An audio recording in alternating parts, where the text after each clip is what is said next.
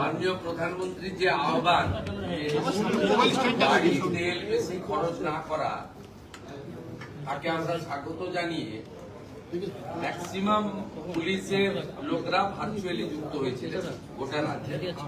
আমরা ফিজিক্যালি ডাকিনি, শুধুমাত্র এই দক্ষিণ চব্বিশ পরগনা, ডায়মন্ড হারবার, বারুইপুর এবং সুন্দরবন থ্রিডির আমাদের থানার এবং আপার পুলিশ আধিকারিকরাই কেবলমাত্র ছিলেন। বাকি সবাই গোটা রাজ্যের কমিশনারেট এবং ডিস্ট্রিক্ট পুলিশের থানা লেভেল। কারণ আপনারা জানেন ইমপ্লিমেন্টেশনের পার্টটা সিভিলের ভিডিওদের হাতে, মিউনিসিপ্যালিটির হাতে থাকে, আর পুলিশের ক্ষেত্রে থানাদের হাতে থাকে। আমরা গত এক সপ্তাহে অনেকগুলো অর্ডার ইস্যু করেছি, কিছু ইমপ্লিমেন্ট হয়েছে, কিছুটা শুরু হয়েছে, আন্ডার প্রসেস আছে।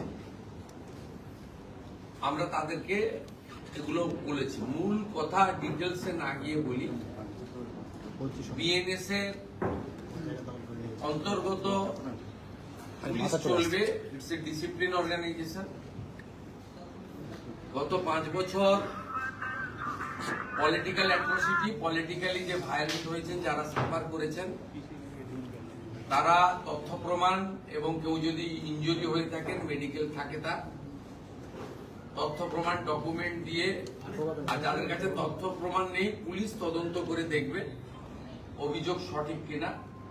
নতুন করে থানাগুলোতে এফআইআর করতে পারেন। কারা 3টে স্তরে, মূলত 4টে স্তরে আমরা গুরুত্ব দিতে চাই। একটা হচ্ছে রাজনৈতিক হিংসার গুলি, মানে সাফারার।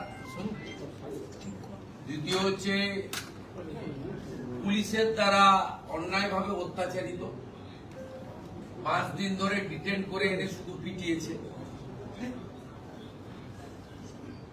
কোর্টে পাঠিয়েছে বা পাঠায়নি, এরকম অনেক পুলিশ ইনভলভ হয়ে গেছিল। সেখানেও যদি কারোর অভিযোগ থাকে, আপনারা অভিযোগ করবেন, পুলিশ অভিযোগ নেবে। এবারে ইনভেস্টিগেশনের পরে একটা পলিটিক্যাল, একটা হচ্ছে পুলিশের লোয়ার লেভেল দ্বারা অত্যাচারিত, লোয়ার লেভেল নয়, পুলিশ যে কোনো স্তরে পুলিশের দ্বারা অত্যাচারিত। 3 হচ্ছে মহিলারা যারা অত্যাচারিত হয়েছেন, কমপ্লেন করতে এসেছেন, বলছেন আপনাদের মিটিয়ে নেন, কমপ্লেন না করাই ভালো। এইরকম কোনো তিক্ত অভিজ্ঞতা যদি কোনো মা বোন দিদির থাকে বা কোনো গার্ডিয়ানের থাকে, শিশুকন্যার সঙ্গে কিছু হয়ে থাকে, সেগুলো আপনারা নতুন করে কমপ্লেন দিতে পারেন। আমরা